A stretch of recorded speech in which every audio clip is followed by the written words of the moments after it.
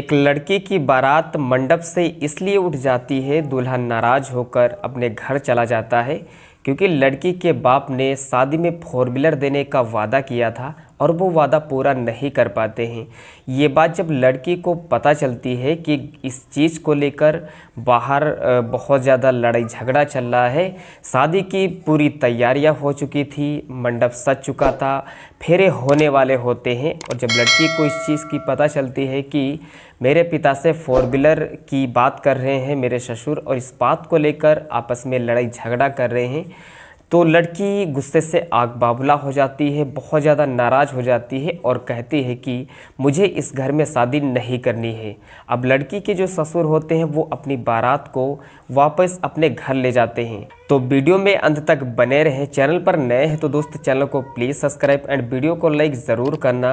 मैं शाश्वत आप सभी लोगों का अपने चैनल पर सच्ची घटना तक चैनल पर स्वागत करता हूं। दोस्त कई दिनों से देख रहे होंगे कि हमारी वीडियो नहीं आ पा रही है। इसके पीछे कारण ये है कि मेरी जो शारीरिक स्थिति है वो पूरी तरीके से ठीक नहीं है। अभी भी दवाई खाकर मैं वीडियो को शूट कर रहा हूं। तो यार बहुत ज़्यादा सपोर्ट, बहुत ज़्यादा डिप्रेशन हो जाती, टेंशन हो जाती है ये सारे यूट्यूब चैनल को लेकर।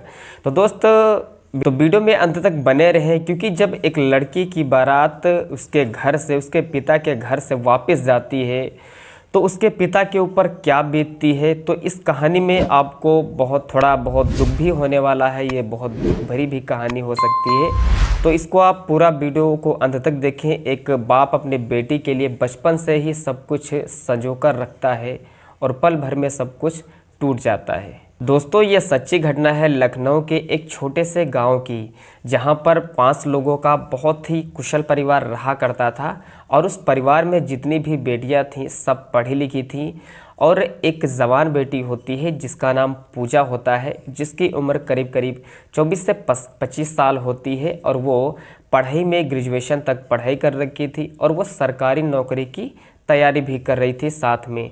लेकिन कई सालों से मेहनत करते करते, तैयारी करते करते किसी भी गवर्नमेंट नौकरी में उसका सिलेक्शन नहीं हो पाता है और इस प्रकार से उसके जो पिताजी होते हैं वो एक प्राइवेट कंपनी में जॉब किया करते हैं और वहाँ पर 15-20 हज़ार रुपये जो कुछ सैलरी मिलती है उसी से घर का खाना खर्चा चला करता है। लेकिन जो उसके पिताजी होते हैं अब उनको अपने बेटी की शादी की चिंता सताने लगती है कि मेरी बेटी काफ़ी ज़्यादा जवान हो चुकी है, अब ये शादी के लायक हो चुकी है। अच्छा, लड़की के जो पिताजी होते हैं उनका रिलेशन एक कानपुर में होता है और वहाँ पर वो आया जाया करते हैं। तो अपने रिलेशन में देखते हैं कि एक लड़का उनको नज़र आता है जो देखने में भी अच्छा होता है और वो सरकारी नौकरी भी कर रहा होता है। तो मन ही मन में सोचते हैं कि क्यों ना अपने बेटे की शादी इस लड़के के साथ कर दी जाए और मन ही मन में सोच रहे होते हैं। लेकिन एक दिन वो अपने उस लड़के के पिताजी से जाकर कहते हैं क्यों ना अपने बेटे की शादी मेरी बेटी से करवा दो। तो जो लड़के के पिताजी होते हैं वो भी सोचते हैं कि जो लड़की है वो इनके लड़के काफ़ी ज़्यादा पढ़ी लिखी है और वो सरकारी नौकरी की तैयारी भी कर रही है, अभी नहीं तो भविष्य में कुछ अच्छा कर ही लेगी, तो उस रिश्ते के लिए हाँ कर देते हैं। अच्छा, अब 2-3 दिन के बाद लड़की के पिताजी और लड़की के जो मामा होते हैं वो मामा लोग देखने के लिए कानपुर में पहुंच जाते हैं और वहां पर जब लड़के की दिखाई होती है तो सभी लोग लड़के को पसंद कर लेते हैं। लड़का अच्छा होता है, गवर्नमेंट नौकरी कर रहा होता है।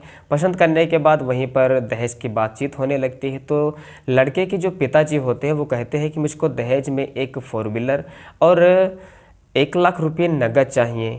तभी लड़की की जो पिताजी होते हैं वो इस बात से पीछे हट जाते हैं। लेकिन आपको पता ही है कि अगर गांव में कोई सरकारी नौकरी वाला लड़का है तो उसके कितने तेवर हो जाते हैं। लेकिन लड़की के जो मामा होते हैं वो एक बिजनेसमैन होते हैं और एक इंजीनियर होते हैं।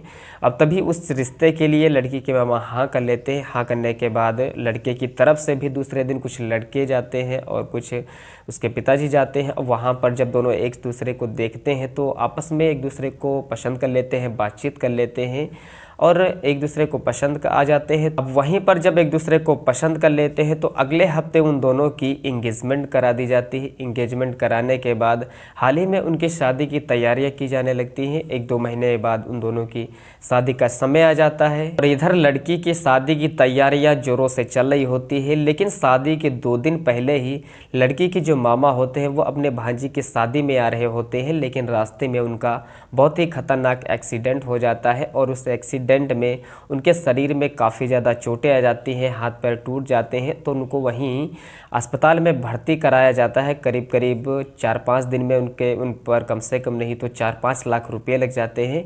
और उनके लड़की के जो पिताजी के पास कुछ थोड़े बहुत पैसे होते हैं, उनके पैसे भी उनके दवाई में खर्च हो जाते हैं। लड़की के मामा ड्यूटी नहीं कर पा रहे होते हैं, इस वजह से पैसों की बहुत ज़्यादा दिक्कत हो जाती है। तो लड़की के पिता सोचते हैं कि क्यों ना शादी की डेट को आगे बढ़ा दिया जाए। लेकिन जब लड़की वाले लड़कों वालों से कहते हैं तो लड़के वाले जो होते हैं वो इस बात को नहीं मानते हैं। कहते हैं कि अब तारीख निकल चुकी है, कार्ड बढ़ चुके हैं, तो शादी उसी तारीख को लाएंगे। और बारात आखिरकार उसी तारीख को आ ही जाती है। अब उसी तारीख को लड़के की बारात लड़की के घर पहुंच जाती है और वहां पर बारातियों का बहुत धूमधाम से स्वागत किया जाता है। स्वागत करने के बाद जब सारी रस्में होने लगती हैं, मंडप की तैयारियां होने लगती हैं, फेरे की तैयारियां होने लगती हैं, तो जो लड़के के पिताजी होते हैं वो इधर उधर साइड में चारपहिया नहीं देखते हैं। तो कहने लगते हैं कि मेरी चारपहिया कहाँ है। तो लड़की के जो पिताजी होते हैं वो सब कुछ अपने पर जो बीतती है वो बता देते हैं कि जिन्होंने चारपहिया देने को कहा था हमारे साले साहब, उनका एक्सीडेंट हो गया है। तो वो सोचते हैं, कहते हैं कि मुझे ये कोई बहाना नहीं चलेगा, मुझे चाहिए, जब तक मुझे चारपहिया नहीं मिलेगी तब तक मैं शादी नहीं करूँगा। तभी बहुत ज़्यादा आपस में लड़ाई झगड़ा होने लगता है। तभी लड़की को ये चीज़ अचानक से पता चल जाती है कि बाहर 4 व्हीलर को लेकर लड़ाई झगड़ा हो रहा है और वो लड़की तुरंत बाहर आती है और कहती है कि मुझे ये शादी नहीं करनी है।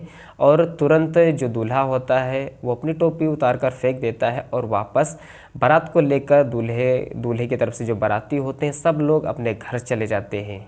इधर लड़की अब खूब मेहनत करती है, बहुत ज़्यादा पढ़ाई में अपना मन लगाती है और उसी साल यूपीपीसीएस की वैकेंसी आ जाती है, जगह निकलती हैं। और जब उन वैकेंसी में फॉर्म अप्लाई करती है तो उसके बाद में इतना पढ़ना स्टार्ट करती है, इतनी मेहनत करती है, दिन रात एक कर देती है और अच्छे से तैयारी करती है और अच्छे से एग्ज़ाम देती है। एग्ज़ाम देने के बाद जब रिज़ल्ट सामने आता है तो उसमें लिखा होता है बड़ा बड़ा कि पूजा का जो सिलेक्शन है वो यूपीपीसीएस में हो चुका है।